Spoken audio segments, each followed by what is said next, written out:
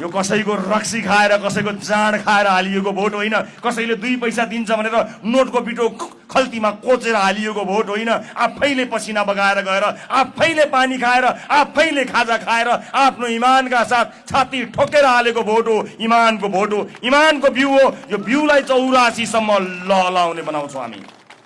त्यही बल बोकेर हामी आएका छौँ। कसैले सघाउनु पर्दैन, कसैको पछाडिबाट हामीलाई साथ चाहिएको पनि छैन। जुन दिनसम्म नेपाली जनताले माया गर्छन् तबसम्म हामी यसै गरी अगाडि बढ्न सक्छौँ। त्यो आँट छ, त्यो साहस छ।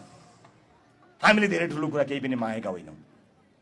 बस आजको युगमा पनि धनीका मान्छेले आफ्ना छोराछोरीलाई चाहिँ नि गजबको विद्यालय पढाउन पाउने, उनका भविष्य चाहिँ बनाउन पाउने, गरिबका छोराछोरीले गुणस्तरीय शिक्षा पनि नपाउने, यो फरक हुनको लागि के वादी हुनुपर्छ? कुनै वादी हुनु पर्दैन।